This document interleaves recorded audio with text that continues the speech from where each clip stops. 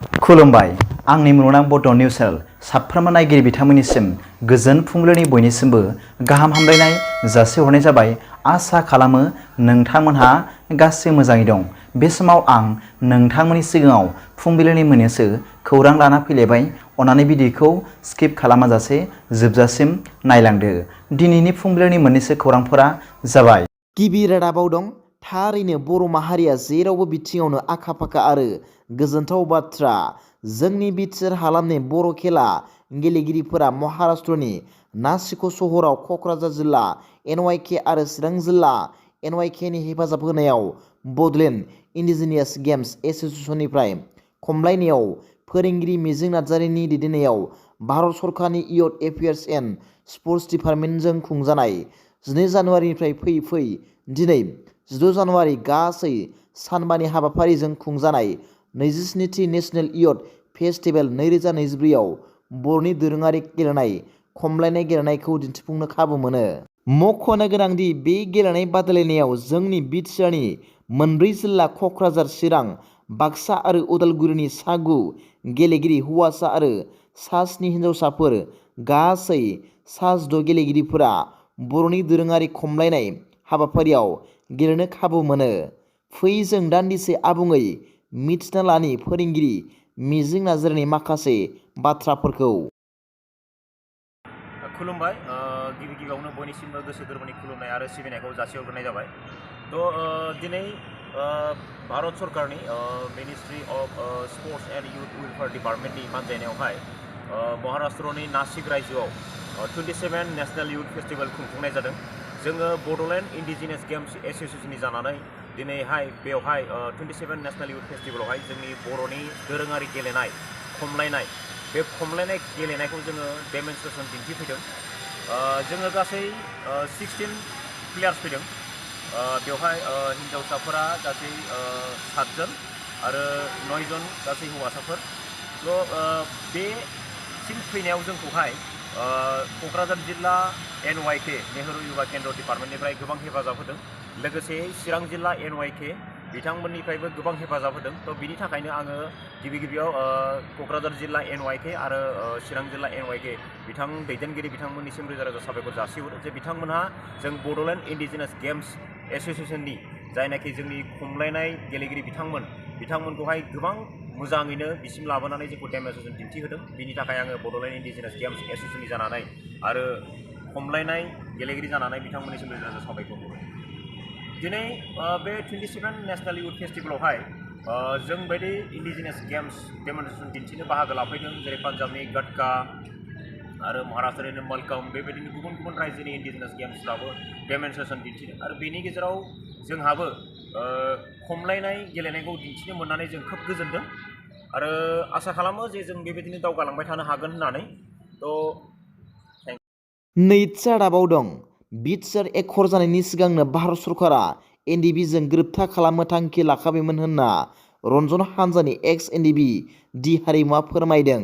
बिथाङा फोरमायनाय बादिब्ला भारत सरकारा बर'नि बे गोरोबथायाव ABSUखौ हांख्रायाखैमोन, नाथाय ABSUआ आसाम सरकारखौ बे गोरोबथायाव गावसोरखौबो लाफानांगौ होनना खावलायनायाव आसाम सरकारनि इन्टेलेक्सुयेलफोरखौ भारत सरकारजों रायज्लायहोनायनि उनावसो भारत सरकारा ABSUखौबो सागानगिरि हिसाबै हांख्रायहरदों होनना बिथां NDBआ खौरांगिरिफोरनि सिगाङाव मैया फोरमायदों होनना मिथिनो मोन्दों। थामथि रादाबाव दं। दुखुनांथाव रादाब। तेलेंगानानि लामा जाब्रबथायाव नखरनि 9 सुबुंनि जिउ खहा जादों। महाबुबाबाद मण्डलनि कम्बालापल्ली गामियाव थांनाय रबिबारनि हर गेजेराव अट'रिक्साया उल्था फारसे फैबाय थानाय कारजों सौग्रावनानै जाब्रबथाय जायो होनना मिथिनो मोन्दों।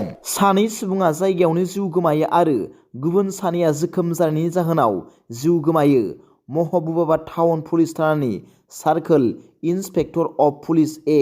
सुरेशनि बायदिब्ला बे जाब्रबथायाव जिउ गोमानाय सुबुंफोरा महबुबाबाद जिल्लानि गुदुर मण्डलनि सिन्ना येलापुर गामिनि थागिरिमोन। बिथांमोनहा नगरनि खाथियाव गुन्दला सिंगारम गामिसिम दावबायनायखौ जागायदोंमोन होनना मिथिनो मोन्दों। ब्रैथि रादाबाव दं।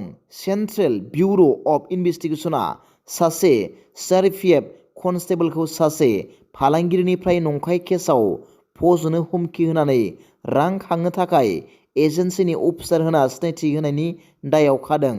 कनस्टेबल सुनिल यादवआ जुलाइ 2022 मायथाइयाव सिबिआइआव डिपुटेसनाव फैदोंमोन आरो मार्चनि 2023 मायथाइयाव बिथांनि गुदि आफाद रेलवे रैखाथि हानजायाव समनि सिगां दैथायहरफिनजादोंमोन। एजेन्सिया अजद होदोंमोन दि आरपिएफआव फैफिन्नायनि उनाव बिथाङा सासे एजेन्सि मावख'गिरिनि महर लानो थाखाय मोनसे डुप्लिकेट सिबिआइ सिनायथि बिलाइ बाहायदोंमोन। बिथाङा बे नंखाय सिनायथिखौ उत्तर प्रदेशनि मुजफ्फरनगरनि नया मंडी पुलिस थानानिफ्राय हेफाजाब लानो थाखाय जायगायारि फालांगियारिनो मोनसे केसाव सिबिआइजों फोसावजानाय मोनसे नंखाय नटिस होनो थाखाय बाहायदोंमोन। बेखौबो अजद होनाय जादोंमोन दि दायनिगिरिया बे सिबिआइ केसाव रैखाथि मोननो थाखाय फालांगिरिनिफ्राय रां बिदोंमोन।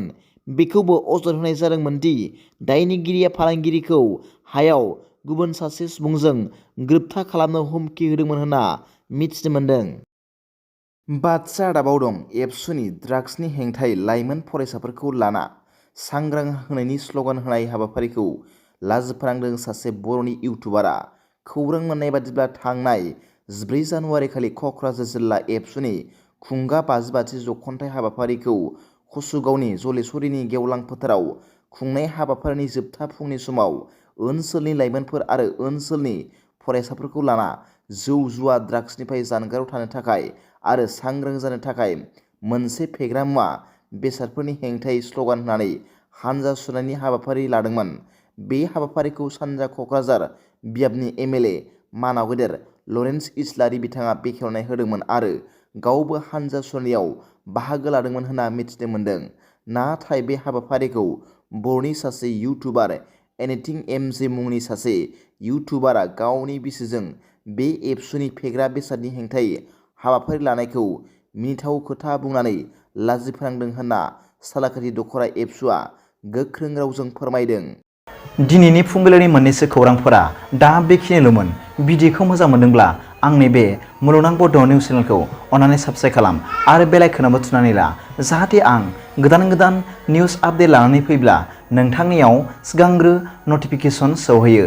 दा बेलासिनि रादाबाव नोंथांमोनखौ आंनि बे चेनेलाव गासैखौबो बरायहरनाय जाबाय। गोजोन्थों। एसेनोसै। जै बर' हारिनि जै।